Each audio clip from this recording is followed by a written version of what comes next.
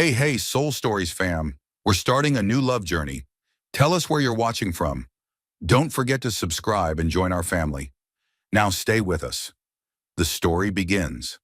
Christmas Eve settled over Snowfall Ridge, with a cold sharp enough to cut into skin, and the snow, like white notes falling endlessly from a fog-soaked sky, covered the road leading to the small wooden house at the edge of town, where the warm yellow glow of the kitchen lights was still trying its best to fight off the winter creeping closer.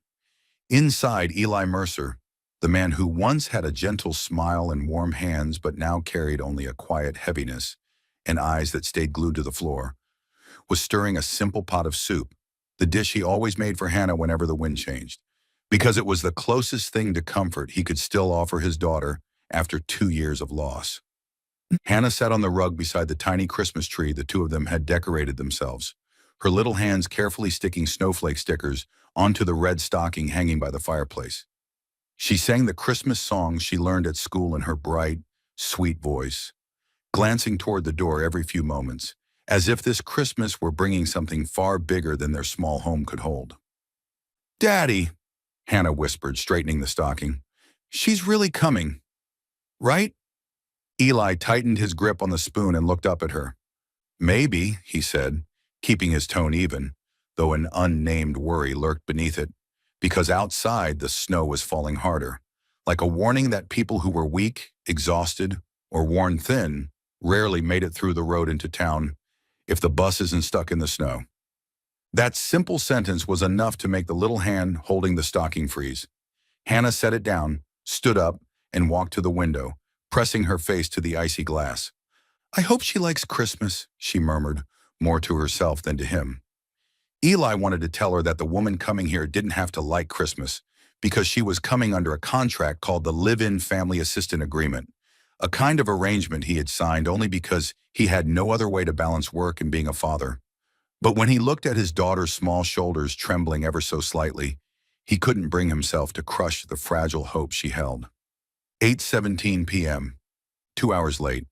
Eli exhaled and stepped forward, intending to pull the curtains closed so Hannah wouldn't keep hoping when. Knock, knock, knock. 3 soft taps. Not firm, not hurried. More like the knock of someone who had used up their very last bit of courage to touch a door they weren't sure would open for them. Hannah whirled around, her eyes lighting up like tiny lamps. "Daddy, I told you, she's here!" Eli walked to the door with a heart beating harder than he wished. He placed his hand on the latch, pausing for a brief moment as if he needed one more breath to face something he had never been ready for. Then he opened the door. A blade-sharp gust of wind rushed in. Snow whipped across the floor like scattered scraps of paper. And standing in the middle of that snow was Margaret Hayes. She stood upright, though her shoulders trembled every time the wind struck. Her charcoal coat was frayed at the edges, with a few spots that looked hand-stitched, and her old rolling suitcase had only one working wheel. The remaining straps stretched almost to the point of snapping. Her canvas shoes were wet, revealing thin socks trembling with each step. Her long hair, tied in a low ponytail, was streaked with snowflakes clinging to the strands like fragile outlines of someone who had endured too many hard days back to back. Her face was pale, but her eyes, those deep black eyes, held something different, a quiet, beautiful composure, as if poverty could touch her clothes but had never managed to wear down her dignity. "Mr. Mercer," she asked, her voice small yet clear, carrying a question, a hope, and a fear of being turned away from the only house that could save her from the cold outside. Eli said nothing for a few long seconds stretched tight between them. She was poor, far poorer than anything he had imagined. Looking at her meant looking straight into a story that had been neither gentle nor kind. And then Hannah shattered the icy silence by running forward, tiny, warm, and full of spark. "Miss, come in, come in. It's really cold out there."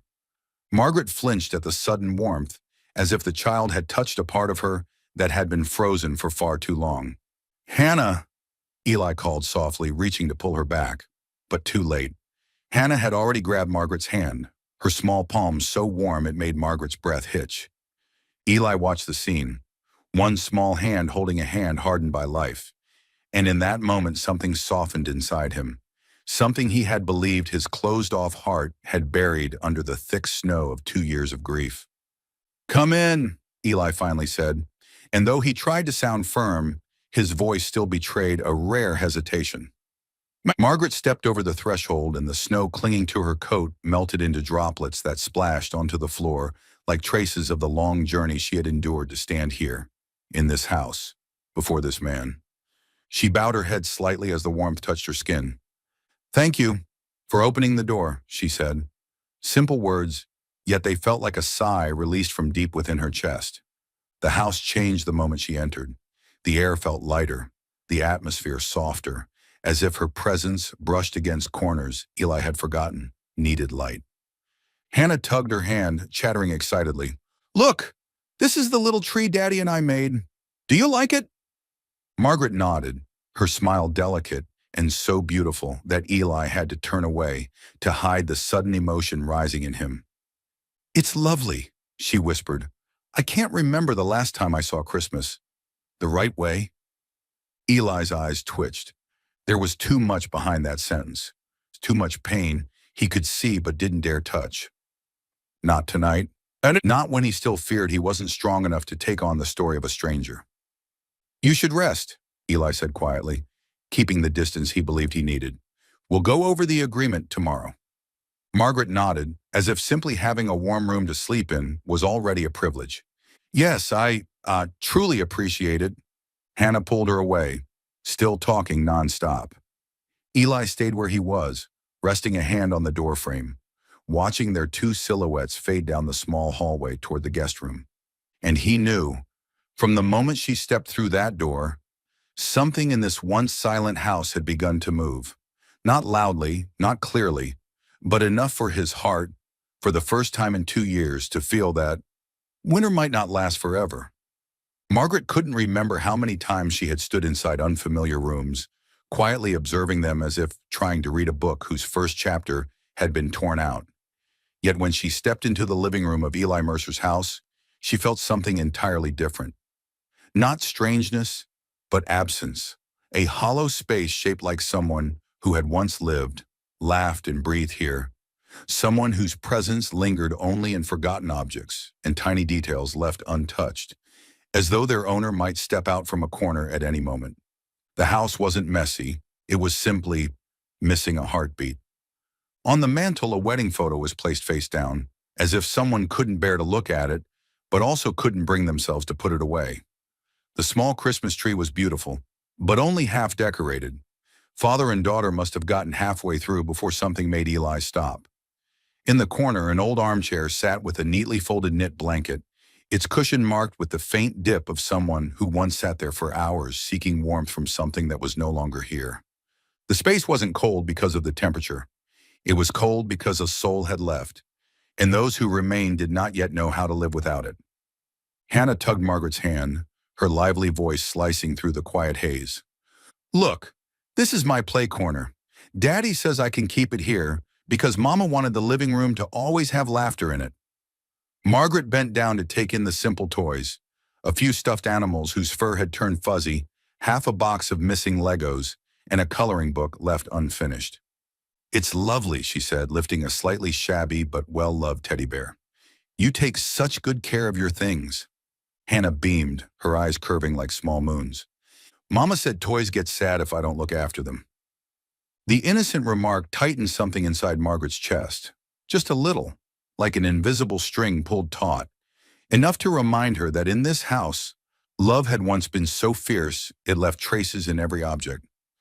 Eli stood near the doorway, arms folded across his chest, his face carved in the stillness of granite. Not cold, just distant, as if he needed the boundary between him and her to remain unmistakably clear, for both their sakes. "Do you need anything else?" he asked, voice low but cautious. Margaret shook her head. "No, thank you. Truly, this is more than enough." It wasn't a polite answer. For someone who had slept in a bus station waiting room for 3 nights straight, a real bed bordered on luxury. Her gaze drifted around the room and caught on a porcelain mug placed beside the coffee machine. The handle was chipped, but someone had carefully glued it back together with clear adhesive. A thin crack ran down the side. like a tiny scar only someone familiar would notice. She reached out and brushed her fingers lightly along the rim and immediately heard a sharp intake of breath behind her. Eli. He moved toward her quickly, almost instinctively. Don't, don't touch that. His voice wasn't angry. It sounded like something inside him had tightened too fast, too suddenly. Margaret pulled her hand back at once. I'm sorry, I didn't know. It's fine. Eli turned away, his jaw clenching. It belonged to Sarah. His former wife's name needed no explanation. It settled into the air, soft but cutting, like the snowflakes drifting outside. Beautiful, cold, and a reminder that some wounds ache the moment you brush against them. Margaret lowered her gaze. I understand. And she did. Some losses never disappear. They simply lie quiet in a corner of your heart, waiting for the slightest touch to ache again. Dinner that evening unfolded in a fragile silence. The kind where even setting a spoon down too firmly felt like it might crack the thin layer of composure everyone was struggling to hold.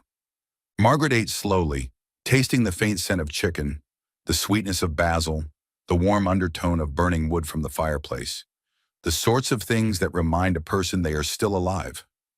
Eli hardly looked at her, offering only a few basic questions about her trip before lapsing back into silence.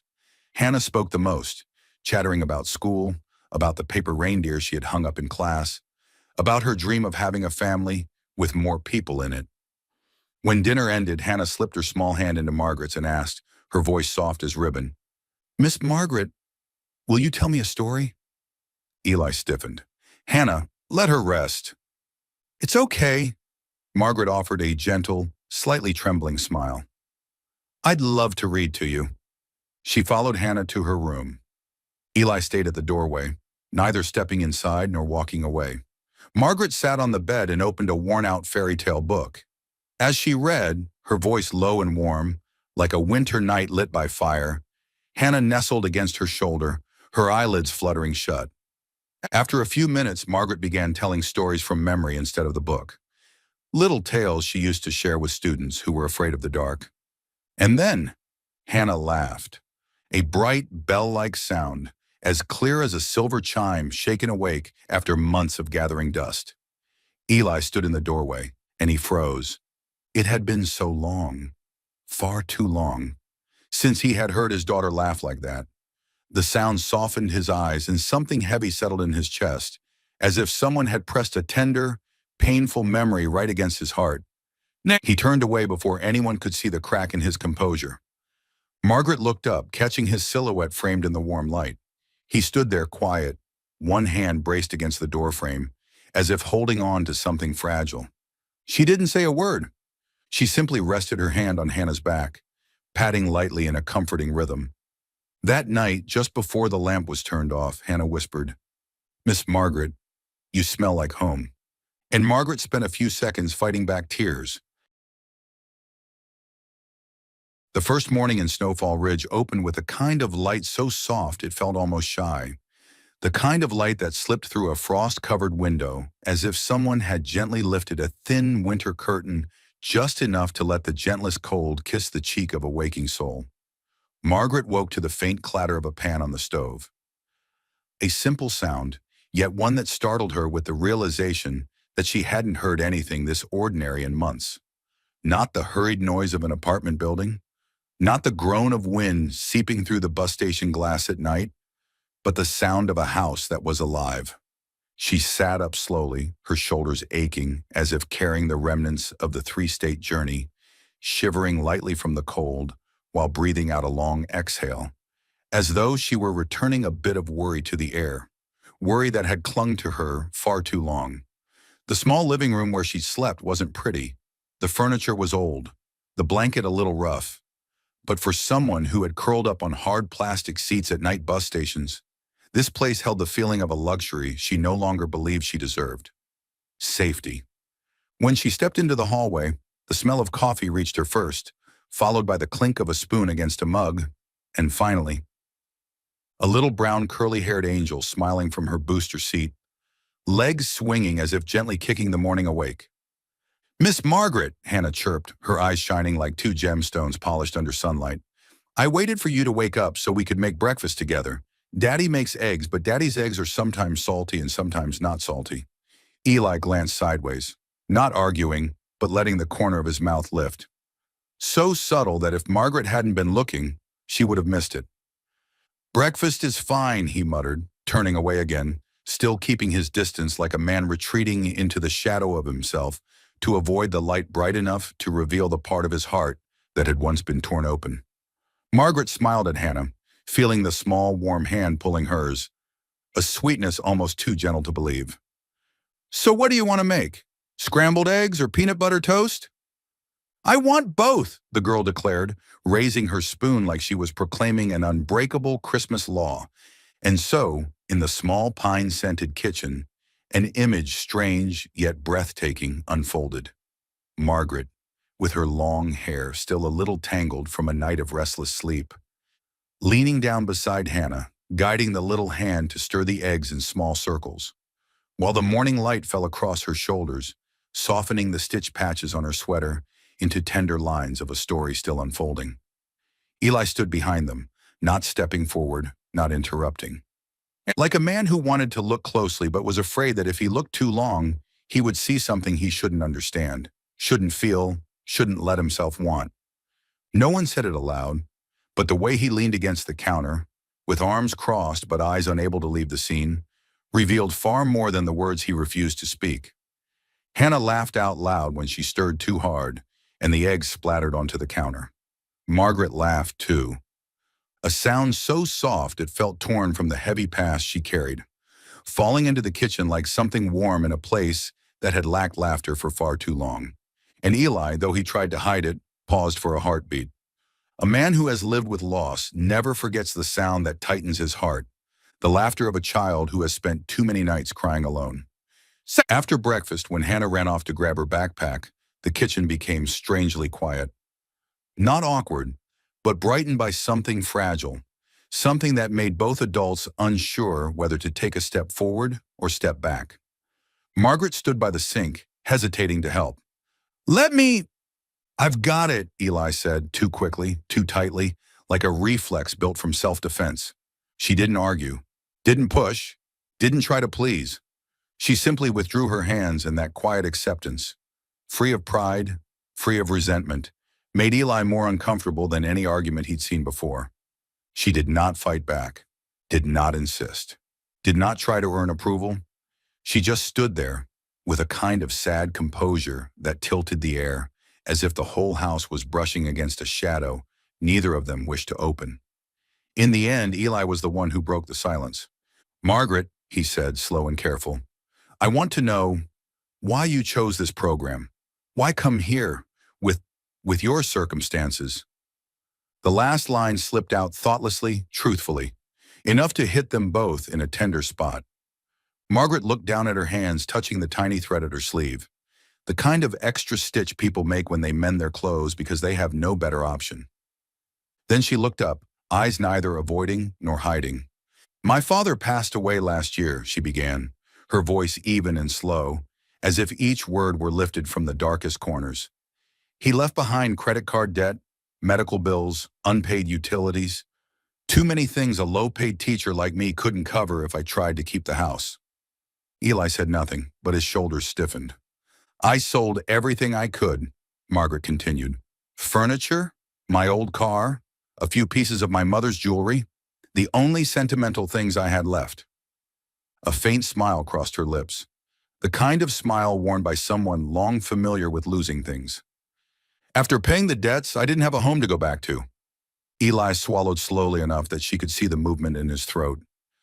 I lost my job too, she said, her voice dipping. Schools don't hire people without a stable address. I didn't have anything tying me to the city anymore.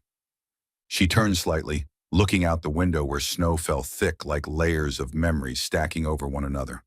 I chose the single-parent assistance program because it gave me one last chance.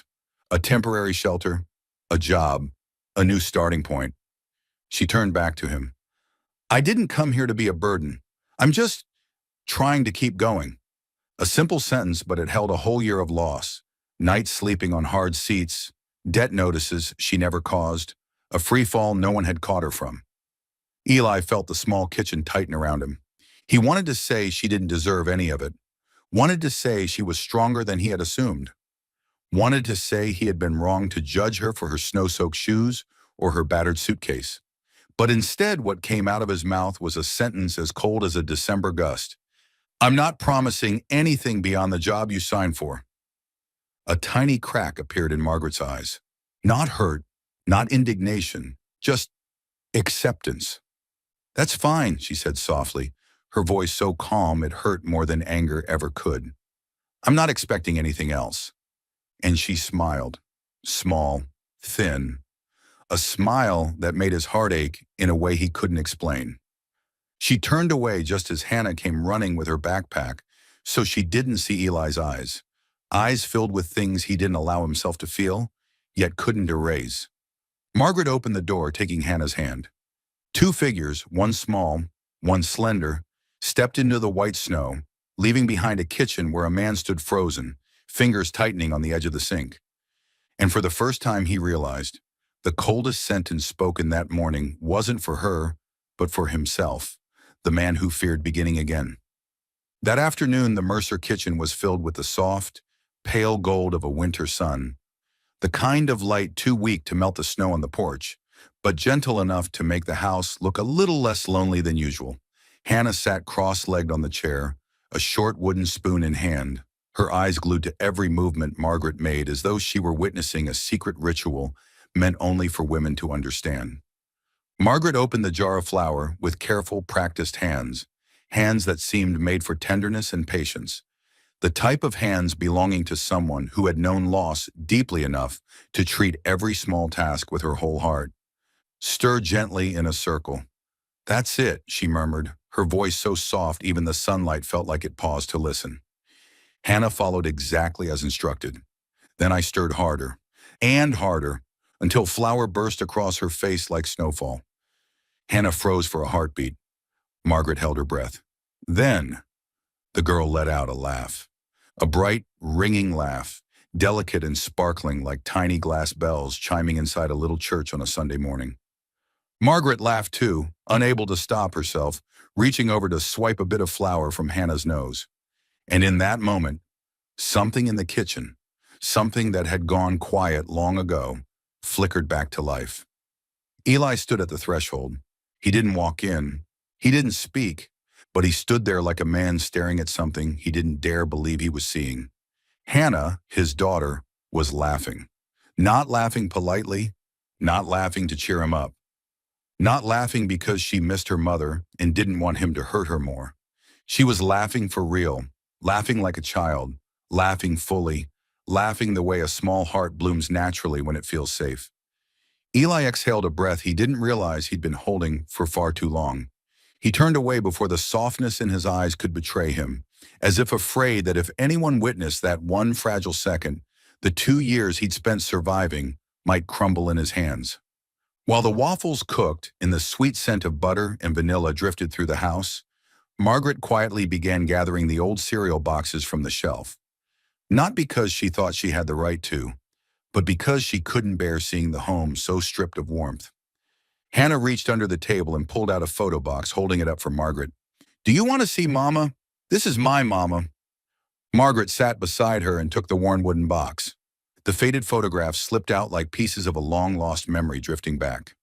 Sarah, with soft blonde hair, eyes that knew how to smile, a deep blue dress in her wedding photo, her face radiant as she held baby Hannah when she was only 1. Margaret brushed her fingers along the edge of a photo, her touch reverent, as if handling something sacred. She was very beautiful, she whispered. She was, Eli replied from the doorway, making Margaret jump. She hadn't realized he was still there. Sarah always looked beautiful, no matter what. His voice didn't shake, but there was something in its tone that lowered the entire room a beat. Margaret looked at the photo, then at Hannah. You have her eyes, she said softly. Hannah grinned with all the innocence in the world. Eli stayed silent. The words had touched a place inside him he had been unable to reach for 2 years. Margaret carefully put the photos back into the box. Then, without fully knowing why, she did something even she couldn't quite explain. She made a small corner on the kitchen shelf, setting out a few photos of Sarah, one of Hannah's scribbly drawings, and the tiny Christmas tree Hannah had made at school. She gathered them like fragile pieces of a soul that once lived here, arranging them into a corner of memory, a place where anyone who walked in would feel that someone had once loved this house fiercely. When Eli returned from the garage, he stopped cold at the doorway. The corner, once bare and cold, now looked like a place where old pieces of life had been set gently, not to reopen the wound, but to remember it with gratitude. He said nothing, but his lips pressed together, as though he were swallowing something old yet still alive. That afternoon, Margaret took the laundry out to hang behind the house. The cold wind reddened her hands, but she smiled faintly as she watched Hannah run through the snow, trying to shape it into a tiny snowman. A woman's voice called from the fence next door. "You're the new girl, aren't you?" Margaret turned to see a woman in her 40s, sharp-eyed, her smile not entirely warm. "So, you're staying at the Mercers? Eating their food and sleeping under their roof?" The words fell like winter steel. Margaret didn't flinch. She had heard worse. At the bus station, in her old apartment, in the place she once worked, she simply smiled, a polite, impossible-to-fight smile.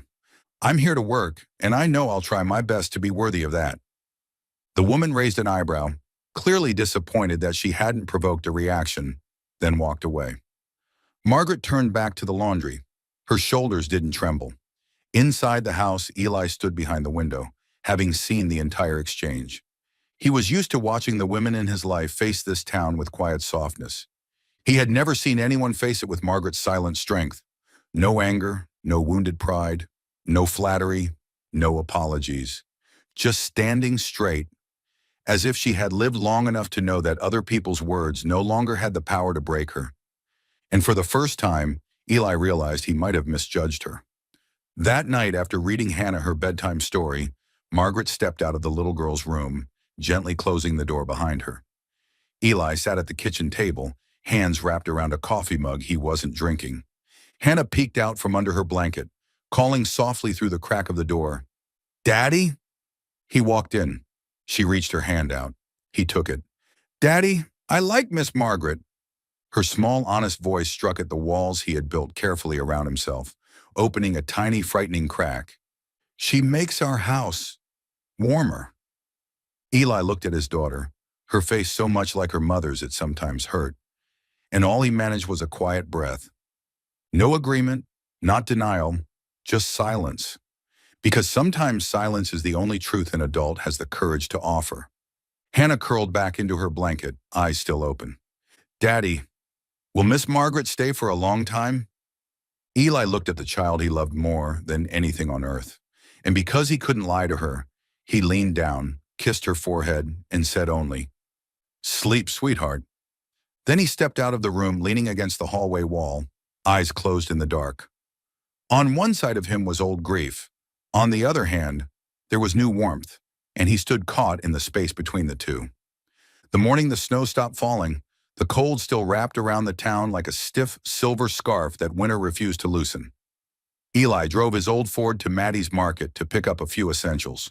Flour, coffee, some things for Hannah, and a bit of engine oil he had forgotten to buy the week before. Routine errands he had done hundreds of times, yet today they felt different, as if he were trying to keep everything exactly as it was, while something invisible had already begun shifting inside his home. The moment he pushed open the market door, the little brass bell above it chimed, and instantly the familiar gazes of the townspeople turned toward him. Not malicious, just too attentive, too curious, too ready to talk. In Snowfall Ridge, even the slightest change in the number of chickens at the Parker farm could turn into a week-long topic over coffee. So Eli Mercer, the gentle, widowed man people pitied more than they respected, bringing a stranger woman into his home was bound to set off a windstorm of gossip. Eli kept his expression steady as he walked to the aisle, but he hadn't even reached for the coffee bag when the whispering started right behind him. "That's the poor girl living at his house. Look at her clothes, so thin they barely hold the snow out. Who knows where she came running from?" Probably running from debt, or worse. Eli's too kind for his own good. Easy to take advantage of. Eli stayed still, his hand tightening around the coffee bag as if it were the only thing keeping him from turning around and saying something he would regret. He wasn't the type to interfere with harmless town chatter. He had ignored hundreds of rumors in his life. But this time, it sounded different. Because they were about Margaret. About the woman who had been in his house only a few days. The woman who had taught his daughter how to laugh again.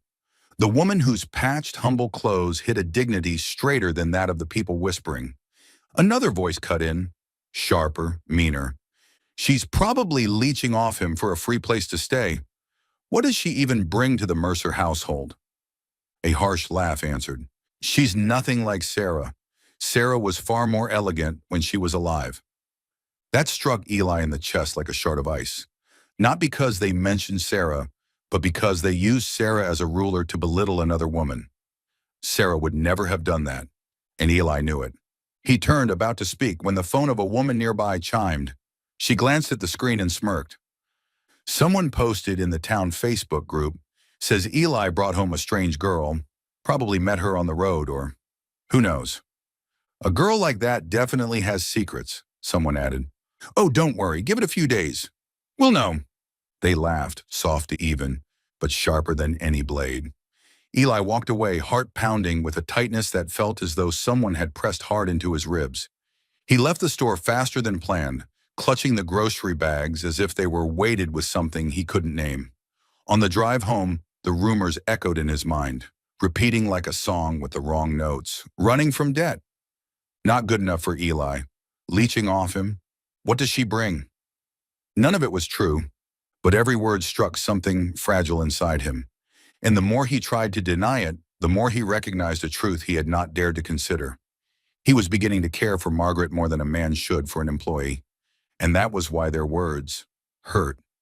When Eli returned home, Margaret was hanging towels in the icy wind, her hands red from the cold, but her expression quietly peaceful. Hannah ran circles around her like a little sunbeam. Margaret turned and smiled when she saw Eli. You're back. He nodded but didn't return the smile. Not because he wanted to be cold, but because her smile reminded him of something he wasn't ready to face. The warmth seeping into his life without permission. Margaret paused for a moment. She didn't ask, didn't demand an explanation. She simply lowered her hands and continued her work. But that small pause was enough for cold air to slip between them. Inside, when Margaret stepped into the kitchen to wash the cups, Eli stood in the doorway, staring at the floor as though trying to rediscover himself beneath the morning's frost. She asked gently, "Did something happen in town?" "I'm tired," he answered too quickly. Margaret nodded, showing no visible reaction. No blame, no hurt displayed. But the very way she refused to let herself show pain made Eli's chest tighten.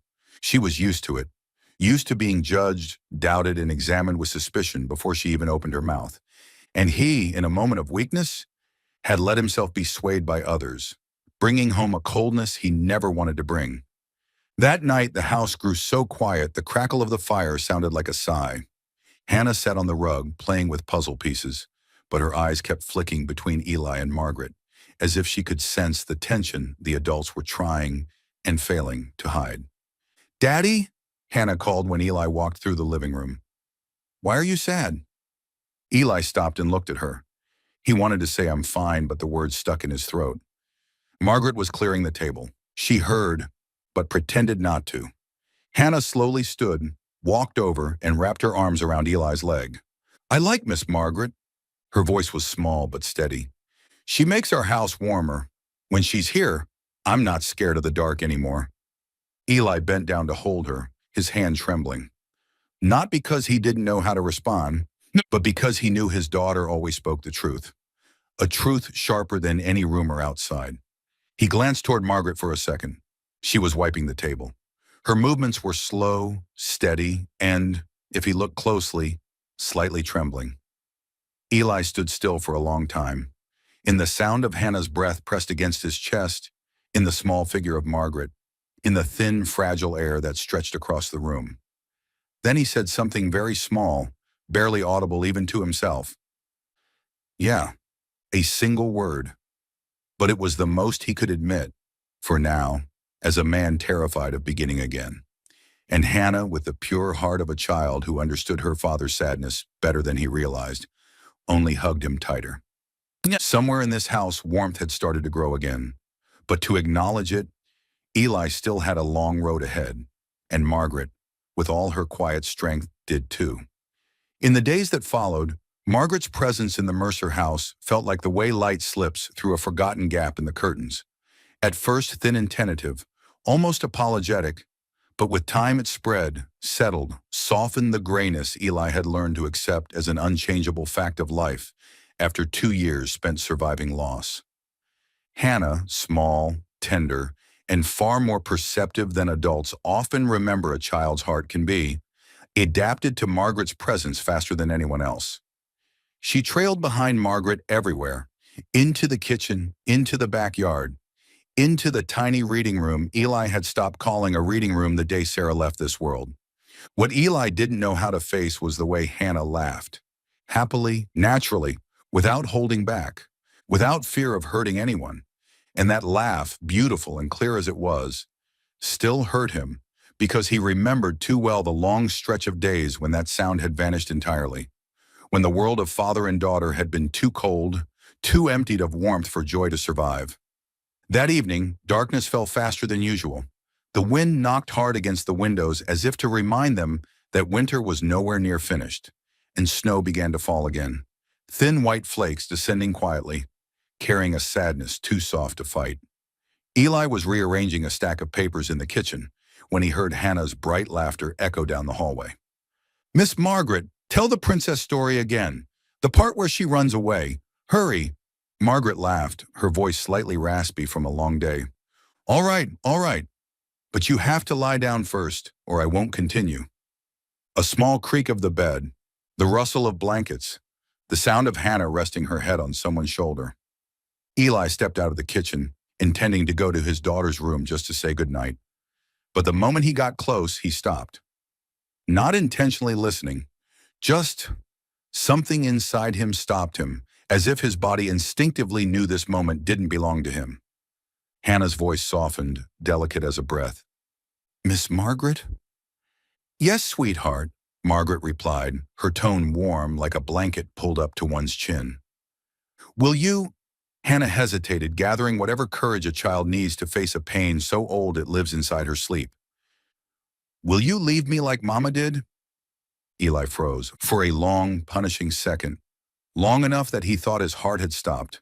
The words pierced the air like an arrow carrying the weight of hundreds of nights Hannah had cried quietly into her pillow, believing he didn't hear, carrying the childhood terror he had never known how to soothe. Inside the room, Margaret didn't answer right away. The whole world seemed to hold its breath. Then, Margaret pulled Hannah gently into her arms, her voice breaking but firm.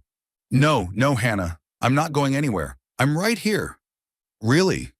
A tiny sound, trembling, hopeful, terrified. "Really," Margaret said, and Eli heard every syllable like small stones being laid carefully onto the fragile heart of a child trying to heal 1 inch at a time. "I won't ever leave you, not anyone." Eli pressed his hand to the wall, his fingers whitening as they gripped the wooden panel. No one could see him.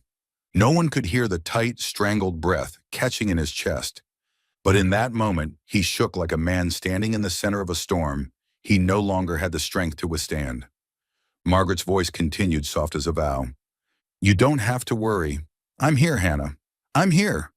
Hannah sniffled. Margaret soothed her with slow, steady pats. Patient, rhythmic, like a borrowed heartbeat for a child whose own had been cracked too many times. And Eli, the man who thought he'd grown familiar with grief, familiar with the muffled cries his daughter hid in her pillow, familiar with the empty side of the bed that had been cold for 2 years, suddenly felt every wall he had built begin to split wide open. Not because Margaret said she would stay, not because Hannah clung to her like a lifeline, but because he realized he had been repeating the very trauma that had scarred his daughter the most. Silence. He had been silent with her for too long. Silent when she trembled. Silent instead of telling her she wasn't alone. Silent because he didn't know where to begin to heal what loss had torn open. Margaret was doing what he had never been brave enough to do. Eli stepped back from the doorway, his steps unsteady, as though someone had struck him hard in the chest. He walked to the garage, the place that held the remnants of his life, his woodworking tools, the car he'd once repaired with Sarah, the little chair he'd built for Hannah when she turned 4. He didn't turn on the light. Only the faint glow of the night seeped in through the frost-covered window. He opened a drawer and pulled out an old leather-bound journal, the one Sarah had written in during both her happiest and most painful days. The one he hadn't dared to open for 2 years because every page held her voice, and that voice had the power to crush him. Eli sat on the wooden stool. The tabletop was cold, and so were his hands. He opened the journal. The first page was Sarah's handwriting. Soft, careful, so beautiful it made his chest ache. He turned to the page marked with a red thread, a page he had never once dared to read. And the first line was, "Measure a person by their character, not their wealth." Eli shut his eyes tightly. It felt as if his entire heart fell onto the garage floor. Sarah had written that during their first year of marriage, back when he still felt insecure about earning less than she did, when he couldn't buy her the comforts others could. She had cupped his face in her hands, laughed, and told him, "People shouldn't be measured by their wallets, but by how they treat those with less." Eli didn't know when he began to cry. Not because of Sarah, not because of Hannah, but because he realized that lately, under the weight of rumors, whispers, and his own exhaustion, he had momentarily forgotten the very standard the woman he loved most had lived by. He had allowed others to define another woman's worth, instead of using his own eyes. Margaret was poor, but her character had never been, never torn, never shaken. He had seen it in the way she held Hannah, in the way she refused to react to insults, in the way she stood in the snow with her back straight. Eli lowered his face onto the journal, his shoulders shaking like a man who had finally allowed himself to fall apart after 2 years of holding everything together with bare hands. He didn't know how long he cried, only that when he finally lifted his head, the tears still warm on his cheeks, his heart, frozen for 2 years, for the first time since then, began to melt. That morning, Snowfall Ridge felt wrapped in a silence more delicate than mist. The first light of day barely cast a faint silver haze across the kitchen window, blending into the cold that rose from the floor. But inside that kitchen, where for the past 2 years, only the hollow clatter of dishes and the heavy quiet of a widower had existed, there were sounds that hadn't been heard since the day Sarah left this world. The thud of a pan on the stove, the soft drip of coffee into the pot, the gentle tap of a knife against the cutting board. Eli Mercer, the man who once neglected cooking, who had lived on boxed cereal and rushed dinners just to cover the emptiness, was making breakfast. He moved slowly, almost reverently, as if every slice of toast and every egg cracked into the bowl carried the apology he hadn't been able to say the night before. His eyes were red from lack of sleep, not from working but from sitting in the garage all night, carving until his hands throbbed with pain, shaping a small but perfectly formed wooden flower, the only apology he had enough courage to offer. On the kitchen table, beside 2 empty plates, the wooden flower lay still, its carvings rough but meticulous, like the record of a night spent wrestling with his own heart. As Eli set the table, soft footsteps sounded from the hallway. Margaret appeared, her hair slightly tousled, her fingers gripping her sleeve, a small habit Eli had learned to recognize, the gesture of someone bracing herself against a world that had never been gentle. Her eyes drifted over the kitchen, the smell of food, the warmth spreading faintly through the air, and finally to Eli himself. She paused at the doorway, unsure whether to step in or retreat. "Good morning," Eli said, his voice low and steady, though gentler than usual, a softness only people familiar with long-term grief could recognize. Margaret nodded lightly, her gaze cautious, a little cold, a little withdrawn, like someone so used to scrutiny she no longer believed she was truly welcome anywhere. "Do you need me to do anything?" she asked quietly. A simple question, yet on this morning it carried the tone of someone trying not to hope for anything more than necessity. Eli didn't answer right away.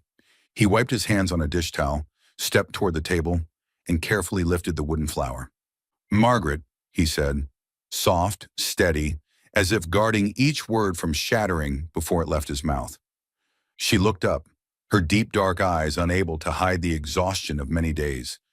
Exhaustion from travel, from worry, from the rumors already beginning to circle her, simply because she wasn't wealthy, wasn't refined, and didn't belong here. Eli placed the wooden flower on the table between her hands. I owe you an apology. Margaret didn't move. Her hands didn't touch the flower, but her whole body stilled, as if the words struck a place she didn't want anyone to see. Eli drew in a breath and forced himself to continue. The other day in town, I heard some rumors, some things that weren't true, some things that were cruel. He swallowed, and I let it get to me. A heavy breath escaped him. You are kind, Margaret, kind in a way most people never get to witness. But because I'm too used to loss, too used to fear, I doubted you. Not because you did anything wrong. He shook his head slowly. Just because people said it. Margaret remained still, her lips pressed tight, as if holding back a tremor. Eli met her eyes directly, not turning away. I'm sorry. A simple sentence. But from this man, it weighed more than the snow-covered mountain behind the house. I'm sorry, he repeated, his voice lower, truer, for letting other people make me question the character of someone who deserves far more respect. Margaret lowered her gaze to the wooden flower, her fingers trembling slightly as they touched it. The curves, the petals, the tiny knife marks carrying the faint scent of pine, every detail smoothed by the patience of a man who carried too many sleepless nights inside him. You made this because of me? Her voice was so soft it almost blended into the air. Because I was wrong about you, Eli said without hesitation, and because I know not everyone gets apologized to. That sentence pressed sharply into Margaret's chest, like someone squeezing her heart gently but firmly. She cupped the flower with both hands, holding it as if it were something beautiful and painful all at once, and her tears fell. Light and fast, as though she hadn't realized she'd been holding them in this whole time. Thank you, she whispered, her voice breaking. Eli didn't move closer, didn't touch her, didn't reach out to wipe her tears. He stood there like a man who understood that true repentance didn't require an embrace, or promises, or grand gestures, only humility. Margaret wiped her tears with the back of her hand. But she lifted her head, offering a small but sincere smile through the remnants of her trembling. You don't owe me your trust. I understand that. Eli looked at her, steadily, for a long moment, as if memorizing the sight of her. The woman with tear-wet eyes still standing tall, holding a simple wooden flower, with a bruised heart that had never bowed to the cruelty of life. Maybe not, Eli replied softly, but I want to trust you. The kitchen fell quiet, not the heavy silence of previous days, but the silence of two people standing at the edge of something unnamed. Something both of them could feel, even if they didn't dare name it yet. Margaret tightened her hold on the flower. Thank you for saying that. Eli nodded gently, his eyes never leaving hers. Margaret pulled out a chair and sat slowly, though her posture remained stiff, like a small bird that had nearly been trapped too many times and still didn't dare believe the offered hand was truly safe. Eli noticed, and he knew he would have to move slowly if he wanted to mend what he had cracked inside her. I made breakfast, he said quietly. I'm not sure if it's any good. Margaret let out a tiny warm laugh, even with the trace of tears still on her cheeks. If it smells burned, She stopped, then corrected herself politely. I'll pretend not to notice. Eli chuckled too, soft but real. And just like that, the morning that had begun with cold mist ended with something fragile but deeply warm. The remorse of a man who knew he had been wrong, and the cautious but sincere acceptance of a woman who had gone far too long without hearing an apology. A simple breakfast, a small wooden flower, a genuine apology. Sometimes it is these small things that become the very first place where a heart finds its way home. The days that followed moved with a strange rhythm Eli hadn't felt since the day Sarah died. A rhythm both familiar as breathing and distant enough that his heart tightened whenever he caught himself realizing the house had begun to change in ways he hadn't been alert enough to notice. In the mornings, when winter sunlight crept timidly through the frosted glass, Margaret was already sitting beside Hannah at the small kitchen table, her gentle hands guiding the little primer open, her voice soft enough that every syllable sounded as though she were relighting an old lamp inside the child's fragile heart. This letter, remember it, the sound is F. Family? That's right. Margaret smiled, and Hannah smiled back. Eli stood in the doorway, coffee cup still steaming in his hand, watching the two girls, one small, one quiet, sound out words together in the pale morning light. Neither of them noticed him standing there. And he liked that, liked watching them as if the world were finally operating on a gentle frequency he had thought he'd lost the right to feel. And then Hannah hopped off her chair and ran to fetch her box of crayons to make a birthday card for a classmate, and Margaret moved closer, guiding her through every tiny curve, every splash of color, every uneven line a child's hand could dream up. I want a rainbow, Hannah said. Which part should I help you with? Margaret asked. The hardest part. And Eli noticed something else.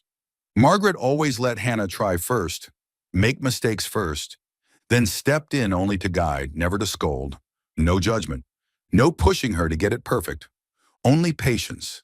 So much patience it seemed she understood that the world needed people willing to place their hand behind a small heart, supporting it without weighing it down. That afternoon, when Eli headed to the backyard to check the storage shed he hadn't touched in ages, he found Margaret already there, sleeves rolled up, hair tied hastily, the rare bit of winter sun falling across her cheekbone, making her look like a patch of warmth slipped into a place long forgotten. What are you doing here? He asked, unable to hide his surprise. Margaret looked up and smiled. Not the kind of smile that tried to make herself smaller, but the kind that came from someone entirely at ease with her own presence. I noticed it was a little messy. Hannah said you'd been meaning to fix it up. Haven't had the time, he replied. I'm helping a bit, so it'll be easier for you. A simple sentence, but to Eli, who had handled every single thing alone for 2 years, it made him stand still for a moment, unsure what to say or even how to feel. He watched her sort the woodworking tools, organize screws and nails, fold the old cloths he once used for varnishing, and brush dust off the wooden table where he'd carved toys for his daughter. Her movements weren't hurried, not performative, just steady, careful, respectful, as though she honored even the inanimate objects that had belonged to the life of another before she stepped into it. And Eli, for the first time since Sarah's passing, he felt the shed breathe again. Not with the breath of the past, not with the breath of old pain, but with the breath of someone new, a new rhythm, a gentle warmth soothing the empty spaces he had learned to accept as untouchable. Later that afternoon, when the snowfall grew heavier and the wind turned sharp, the three of them returned inside. Hannah brought a book to the sofa and asked Margaret to read it aloud. Eli sat at a distance, holding a mug of coffee he didn't drink, watching the woman reading to his daughter as if she had been made for that very role. You used to teach for long? Eli asked when Margaret finally closed the book. She looked up, surprised that he initiated conversation, then answered in a low and steady, with a touch of pride, but even more of longing. 4 years. Elementary school. I've always loved children. Always loved story time. Reading circles. Kids see the world in a way that makes you want to be better. Eli listened, unblinking, as though each of her words pushed him closer to something larger than he wanted to admit. You miss it a lot, he said quietly. Margaret nodded. One day, I want to open a free reading corner for kids in town. Doesn't have to be big, just a few old shelves, a few books, a place where kids who can't afford books can still find a world of their own.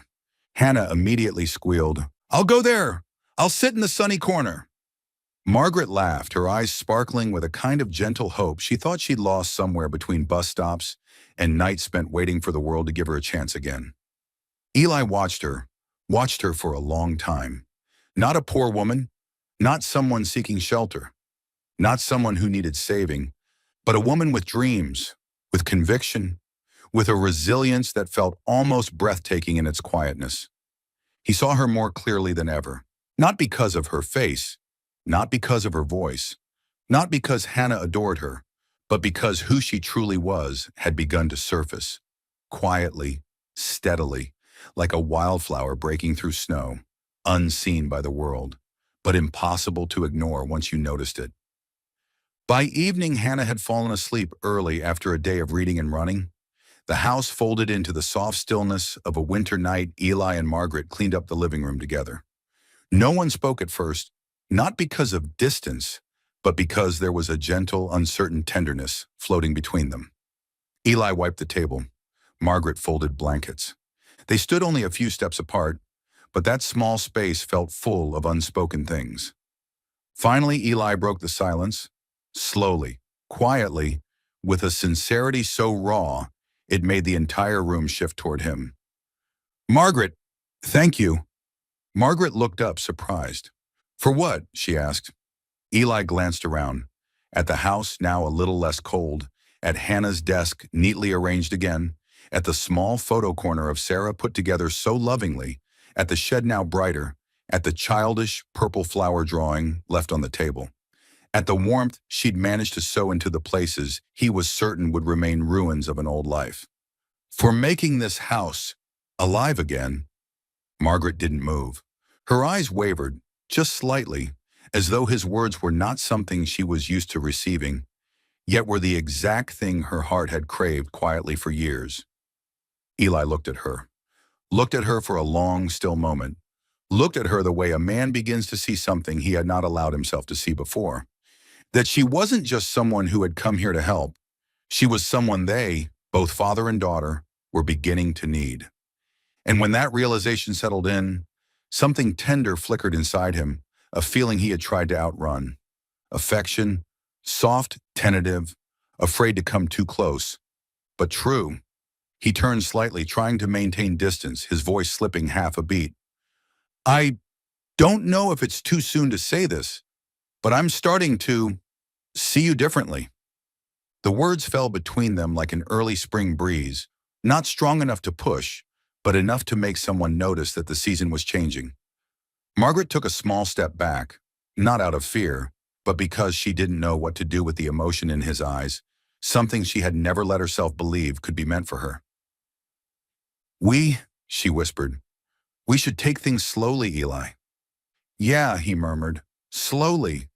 But even slowly, even gently, even without moving closer, yet a truth had already settled in the room. Eli no longer saw Margaret the way he had on the first day. He had begun to see the person she really was, enough for his heart to start stirring.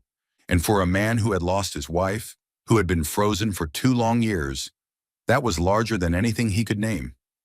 That evening, a heavy mist settled over Snowfall Ridge, as if winter were exhaling its weight across the entire town. No snow fell, yet the stillness of the cold felt sharper than wind, as though the air itself held every sound hostage, leaving the small world around them sinking into a deep, echoing quiet. Hannah ran across the living room in the little bear-patterned socks Margaret had mended for her a few days earlier. She laughed so brightly that Eli, kneeling by the kitchen cabinet, fixing a loose hinge, found himself smiling without meaning to. Then in an instant, the laughter broke into a choking sob. Hannah slipped on the rug, her knee striking hard against the corner of the wooden table. "Ah!" A small cry, but enough to shatter the peaceful quiet into pieces. Eli dropped his tools and rushed toward her, his heart lurching as if old wounds had cracked open without warning. But Margaret reached her first. She knelt down immediately, her arms wrapping around Hannah with a calmness that didn't waver. No panic, no trembling, only the skill and warmth of someone who had soothed more hurting children than she could remember. "Hannah, look at me," she whispered, placing her hand gently on the girl's back, steady and soft. "Does it hurt a lot? Let me see it." Hannah hiccuped, tears spilling down her flushed cheeks. "It hurts. Hurts so much." "I know," Margaret murmured, her voice as warm and soft as a cloth laid over a wound. "Let me check it, okay? Breathe slowly for me." Eli stood still, frozen like stone. His heartbeat crashed against his chest. He hated the sound of his daughter crying. It dug claws into memories he had sealed away. The night his wife lay in her hospital bed, the night he held Hannah, still too small to understand what loss meant. And the night he realized that the world could take away the person he loved most without warning. But while Eli stood paralyzed in the doorway of his own memories, Margaret had already taken care of everything. She examined the injury, cleaned it with warm water, blew gently to ease the sting, then wrapped it in a small strip of bandage. Her movements flowed like a familiar dance, so soft and sure that they made the room grow warmer by several degrees. Hannah wrapped her arms around Margaret's neck, still sniffling. "Don't leave, Miss Margaret. It hurts." "I'm right here," Margaret whispered, pressing her hand to the girl's cheek. "I'll always be here." Eli heard that, and something inside him tightened painfully. Not from hurt, but from a truth he had tried so hard to deny. She was the only person who could truly calm his child. Not him, not anyone in town, just her. When Hannah finally fell asleep on Margaret's shoulder, Eli silently lifted her and carried her to her room, laying her gently on the bed. Margaret stood by the doorway, watching him with eyes soft yet distant, as if she didn't dare step even an inch further into a space she believed did not belong to her. When Eli closed Hannah's door, the world narrowed to the dim hallway where the two of them stood facing each other, close enough to hear each other's breaths. Margaret tugged lightly at her sleeve. "Sorry, I didn't mean to take over caring for her." Eli shook his head, stepping closer. "Just a little." "No, you did better than I did. You always do." Margaret lowered her gaze, her voice hushed, a mix of embarrassment and hesitation. I don't want her to feel alone while she's hurting. I used to." She stopped, drawing a long breath. "I used to know what that felt like." Eli tilted his head. "What feeling?" She braced her hand against the doorframe, as though the weight of memory had pressed hard against her chest. "The night my father died," she said, her voice breaking slowly. "I was alone in the hospital. Everyone had gone home. No one warned me. No one stayed after I stood there for a long time, feeling like the rest of the world was still moving, and I was the only one standing still, left behind." The warm lamplight touched her face, illuminating eyes that were beautiful and broken and lonelier than Eli could bear to look at too closely. Because he feared if he breathed too loudly, he might break the last bit of courage she was holding together. "I hate feeling alone in moments like that," she said softly. "So I didn't want Hannah to feel that way. Even once." Eli didn't know when he began moving toward her. Maybe it was when she said alone. Maybe when she said hospital. Maybe when she tried to steady her voice to hide the kind of grief only those who've lost someone truly know. "Margaret," he murmured. The sound of her name made her lift her gaze, eyes shimmering like water. He hesitated for a heartbeat. The most important heartbeat, then spoke. "I've stood alone too. The night Sarah died. I didn't know what to say, do, or be strong. I just stood there, watching the person I love most slip away, and I could do nothing." Margaret pressed a hand to her chest, as if her heart ached on his behalf. "Eli, you know the worst part?" he asked, voice cracking. "I didn't dare say stay, because I knew no one could. Not for me." Margaret, guided by instinct, the instinct of a former teacher, of someone who'd known grief, of someone who had rebuilt her heart piece by fragile piece, slowly lifted her hand and placed it over Eli's clenched one. A soft touch, but enough to make 2 years of his solitude tremble. "You're not alone anymore," she whispered. Eli looked down at their hands. Even the slightest touch made his entire heart ripple, like a lake stirred by the gentlest possible breeze. It was the first time they had spoken honestly. So honest, so slow, so close that it felt as though they were standing on a snow-covered bridge, one wrong step away from falling into old pain, yet still choosing to move forward. Neither of them spoke. Margaret looked up. Eli leaned down. The moment between them pulled tight like an embroidery thread, beautiful enough to make the whole world hold its breath. Only their eyes, their breaths, and the quiet trembling between a man afraid to begin and a woman afraid to be left behind. Their lips were only centimeters apart when Eli froze. 1 second, then a breath, and he stepped back. Not far, just enough to break the most beautiful moment of the winter. Margaret stayed still. Her lashes fluttered, not in anger, not in hurt, but in understanding. He wasn't ready. She bit her lip, stepped back, and quietly gave him the space he needed. "Good night," she whispered. Eli answered in a low, trembling voice. "Good night, Margaret." Hannah's door remained slightly ajar, the soft sound of her breathing like the quiet heartbeat of innocence. In the wooden house, two adults stood only a small distance apart, yet separated by 2 years of grief and wounds. Neither of them had fully learned to set down. But that evening, something shifted, even if only slightly. Eli's heart had begun learning to trust again, and Margaret's heart had begun learning not to run anymore. Sunday mornings in Snowfall Ridge always carried a particular kind of peace. The church bells drifting across the cold sky, winter breath fogging the car windows, and the faint scent of burning pine wood lingering in everyone's clothes like a familiar memory of the small town they all belonged to. Eli led Hannah down the front steps, still wrapped in the thick black coat that had been with him through 2 winters, while Margaret walked behind them, wearing a worn cream-colored sweater that hugged her slender frame, her long hair tucked to one side, forming an image of a woman both gentle and quietly steadfast in a way that made Eli's heart constrict with feelings he still didn't dare to name. They got into the truck and drove toward First Ridge Chapel, a small place, but large enough to contain every rumor, every stare, and every whisper the town had reserved for them. When Eli parked and stepped out, he felt the weight of the eyes instantly, cold, sharp, cutting through the layers of his coat.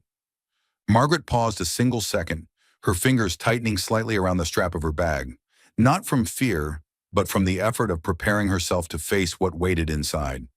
She didn't hide. She didn't lower her head. But the faint tension around her mouth revealed a truth Eli noticed immediately. She was alone in her attempt to appear unbothered. He opened the door for Hannah, then reached his hand toward Margaret. Such a small gesture that she blinked, startled. She placed her hand in his. Her fingers were as cold as snow, but the steadiness in her eyes was warm enough to make Eli swallow hard. They walked into the church. The silence was instantaneous. Every whisper, every unfinished remark, froze in place. Margaret stood tall, eyes fixed on the altar ahead, as though refusing to let the judgment slicing across her skin push her back. A group of women near the front pew leaned toward one another, making no effort to hide their words. Eli recognized the sharp nasal voice of Mrs. Carson, the self-appointed guardian of the town's decency. Coming to church dressed like that? Truly no shame. Eli Mercer must have lost his mind bringing someone like her here. I heard she's practically freeloading at his house. A mocking laugh. Margaret went still. Eli saw her back tremble, barely, but enough to expose a wound someone had just pressed a finger against. Hannah tugged Margaret's hand. "Miss Margaret, they're saying mean things about you, aren't they?" Margaret bent down, forcing a small, shaky smile. "It's all right, sweetheart. I'm used to it." Used to it. Those 2 words pierced Eli's chest like an icy blade. A woman this kind, this gentle, this good, had grown used to being hurt? Number. Not anymore. Mrs. Carson began strutting toward Margaret, chin lifted in superiority, but Eli stepped forward, suddenly and decisively, placing himself between them. The movement was sharp enough that several people flinched. Mrs. Carson blinked, then adopted a patronizing tone. "Oh, Eli, you really should listen to me. This woman—" "That's enough." His voice wasn't loud, but it cracked through the church like stone splitting under frost. Silence swept through the room. Eli turned fully toward Margaret. Then, in full view of the entire town, he took her hand. Not to pull her, not to shield her out of reflex, but to make a statement. Then he faced everyone. "She came into my life with nothing but honesty," he said, each word landing with the weight of truth. No one spoke. Margaret's heartbeat seemed to pulse in the air itself. "And she is worth more than anyone here has the courage to admit." 1 second, 2, 3. The church held its breath. Margaret stood so still that Eli could feel the tremor in her hand. She looked at him as if she couldn't believe those words belonged to her, as if no one had ever stood for her so openly in her entire life. Mrs. Carson's mouth hung open, her face reddening like a struck apple. "Eli Mercer, you don't even know where she came from. She's dirt poor." Being poor isn't a crime. Eli's voice cut clean through hers, so sharp she went pale. He squeezed Margaret's hand, just enough to tell her she wasn't alone in this moment. Not in front of this crowd, not against this ugly little storm. A man in the back spoke. He's right. She's kinder than half this room. Another voice followed. I've seen how she cares for Hannah. She's good. A woman added, I met her last week. Polite, lovely girl. Someone else stepped out of a pew, nodding at Margaret. I'm sorry I believed the rumors. The air, heavy as a stone pressing on everyone's chest, began to shift, melting slowly but undeniably. Then, like dominoes, the decent souls in town stepped forward, soft words falling like early sunlight on a frozen morning. We support you, Miss Margaret. No one deserves to be treated like that. We see your worth. Margaret's throat tightened. Her eyes glistened, not with joy, but with the kind of disbelief that comes from being defended, finally as a human being, and not as a target for gossip. Eli turned to her, and for a moment the world shrank to just the two of them, even though the entire town stood around them. Margaret's voice trembled as she whispered, Did you do that for Hannah or for me? A soft question, but one that sliced straight into the wound Eli kept deepest. He looked at her, his lips parted, then closed again. He couldn't answer. He couldn't lie either, because the truth was too clear. He hadn't done it for Hannah. He'd done it for her, because he cared, because he feared for her, because he couldn't bear watching her hurt, because, without noticing when or how, he had begun to love her, because the feeling inside him was too big, too overwhelming, too real, and it had lodged itself in his chest so tightly he could barely breathe. Margaret saw the truth in his eyes. She looked down, not out of shame, but because her own heart trembled like a small leaf caught in a powerful wind, afraid to hope too soon, afraid to want something she had never believed she deserved. Eli tightened his grip on her hand, his silence serving as his first confession. And that Sunday morning, inside a small-town chapel, with whispers still hanging in the air, with curious eyes still watching, with the church bells echoing long enough to stretch every breath, a widowed man stepped out of his fear. A poor woman was finally seen for her worth, and an unnamed love, growing in silence, took its first unmistakable shape. That night, the winter wind had grown weaker, no longer carrying a skin-cutting chill, but drifting in soft, wavering currents. As if winter itself had grown tired and wanted to loosen its own harsh grip. The snow on the small porch roof melted into shimmering drops that fell one by one onto the wooden steps below. Eli stepped into the house after all the lights had been turned off, except for the dim hallway lamp outside Hannah's room, casting a soft golden glow like the quiet breath of a sleeping child. He stood in the living room, his hands still numb from the cold, but his chest burning. Not from anger, not from confusion anymore, but from something clearer than anything he had admitted to himself until now. So clear it nearly knocked him off balance. He had chosen Margaret long before he realized the decision had already taken root inside him. The image of her standing in church that morning, calmly enduring the cutting stares without ever lowering her voice to beg for pity. The image of her holding Hannah's hand, protecting the child with tenderness so pure it felt like early spring sunlight. The image of her turning to him, her voice trembling as she asked, Did you do that for Hannah or for me? That question, from the moment he left the church until he stood beneath this porch, had clung to him like an answer waiting to be spoken aloud. Eli couldn't sleep. He couldn't. He pulled on his jacket and walked down to the garage, where the scent of pine wood, oil, and the memories he hadn't dared to touch for 2 years lingered. The old wooden work table, still scratched from the toys he used to make for Hannah, sat beneath the dim yellow lamp. In the corner lay a small piece of unfinished pine he had started carving weeks ago, waiting as if it knew he would return. Eli sat, his rough hands trembling slightly from the cold, and from the truth rising inside him, he missed the feeling of making something for someone he cared about. It had been so long, too long. The carving knife slid along the grain, slow strokes, soft strokes, as if each line he carved into the wood released the feeling he had kept trapped in his chest for 2 years. A petal emerged, then a tiny leaf, then the curved stem he had once been afraid to complete. For the first time since Sarah died, he was making something not out of responsibility, but out of love. Not love in its fiery, reckless form, but the kind that grows quietly. The way the soil thawed in his backyard each spring, not loud, not hurried, just steady, warm, certain. When he finished, Eli placed the wooden flower in his palm, simple, unpolished, yet so honest it made his eyes sting. Just like Margaret. Simple, true, precious in a way the world was often too blind to see. He stayed in the garage until dawn, until the first morning light seeped through the small window, washing the room in the pale, pure glow of late winter. The next morning, Margaret stepped out of her room to the familiar creak of the wooden floorboards. She still wore her old sweater, her hair loosely tied, her posture tilting slightly from exhaustion, yet her eyes remained clear, dignified, just as they had been the first night she arrived in this house. She expected nothing, dared hope for nothing, refused to allow herself to want anything from him, just another ordinary morning, or so she thought. But as she walked past the kitchen, she stopped abruptly. On the dining table was the most complete breakfast she had ever seen in this house. Perfectly fried eggs with soft yolks, golden pancakes, crispy bacon, fresh berries washed and placed in the ceramic bowl she once complimented for its pretty pattern.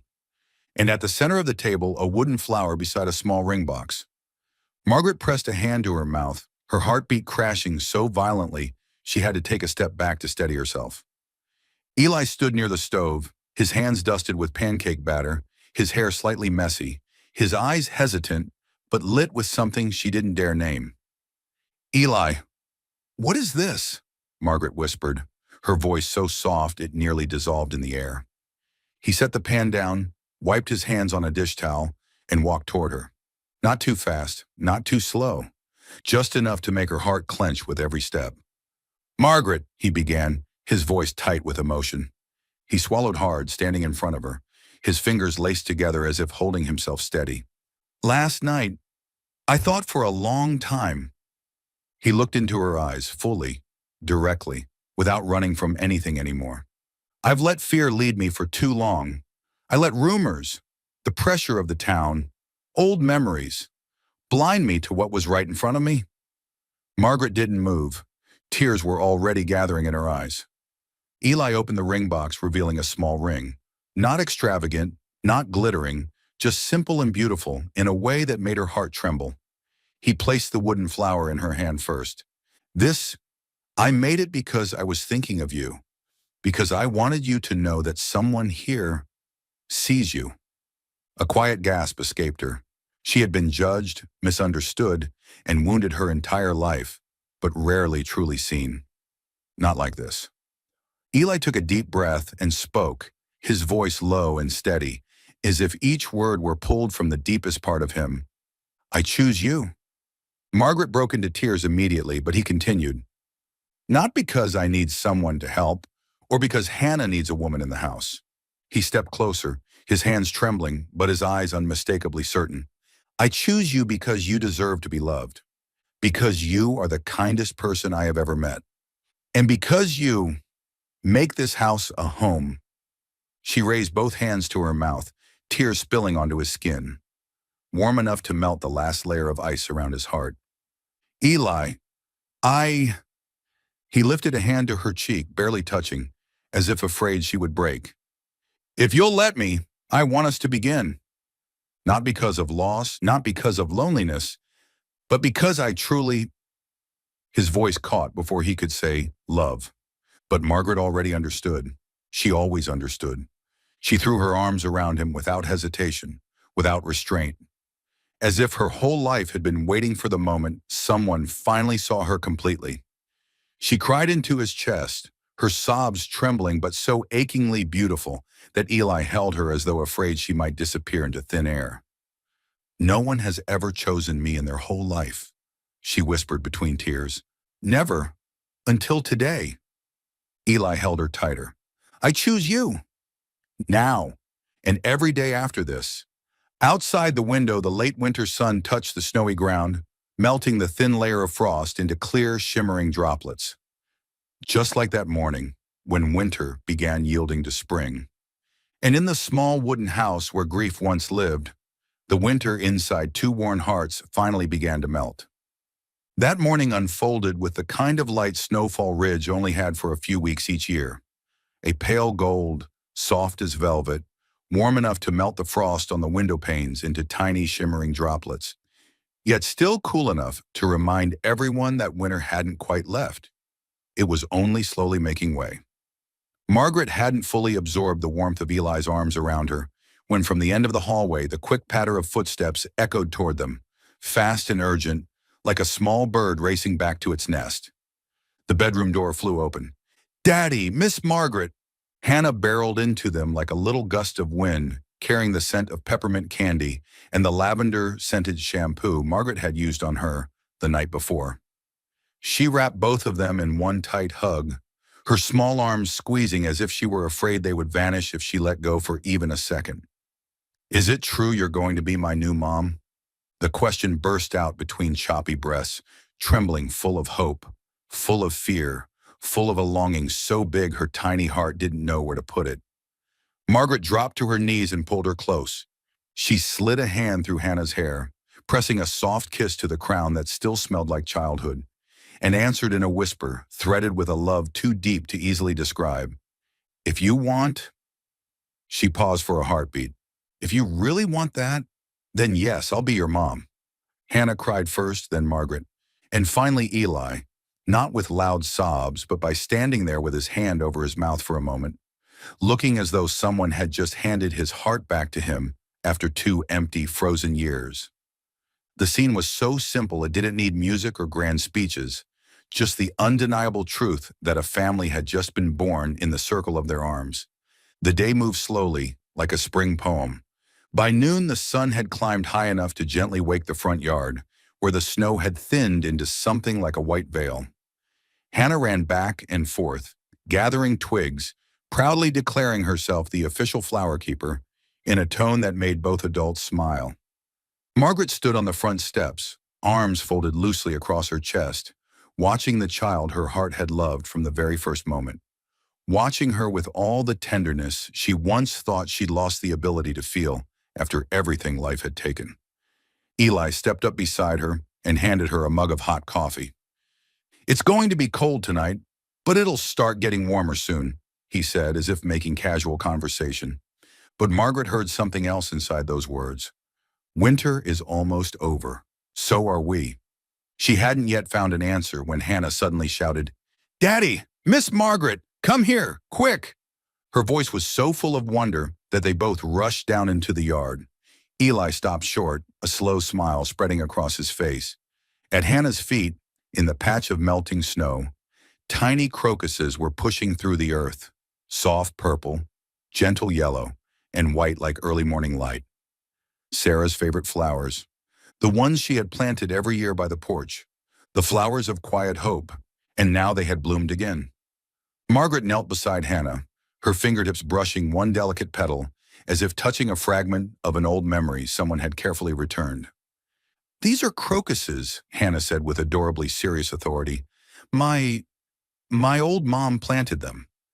I remember her saying so." Margaret swallowed hard. The grief wasn't hers, but she felt it and honored it with a deep, quiet love. Eli lowered himself beside them, one hand resting on Hannah's back and the other on Margaret's shoulder. Not claiming, not controlling, simply present, solid, steady, like a man who had finally decided he was ready to move forward. "You know," he said, his voice low like a spring breeze brushing the hem of a coat, "every year Sarah planted them to remind me that winter never stays forever, that every heart has to thaw sometime." Margaret looked up. Her eyes shimmered under the sunlight, not with sorrow but with emotion. Eli drew in a long breath deep enough to let go of all the old pain, strong enough to rise with the new hope. He held out his hand, a small gesture, carrying a promise big enough to reshape a life. "Margaret," he said softly, "welcome home." She placed her hand in his, the same hand that had once trembled from fear, once gone cold from loneliness, once hung empty with nowhere to belong. And for the first time in her adult life, she could answer without shaking, "I'm home. Really home." Hannah wrapped her arms around both of them from behind, sniffling with excitement. We're just like the crocuses, she declared. Covered in snow but still growing back. Eli laughed. Margaret laughed with him, their smiles as light as the first breath of spring. Yeah. The three of them walked back into the house where sunlight streamed through every gap in the curtains, where warmth spread from the kitchen, where morning laughter wove itself through the rooms like a ribbon tying once broken hearts together. The house was no longer cold, no longer silent, no longer defined by the empty spaces shaped like long winters and old pain. It had become a home, finally and for good.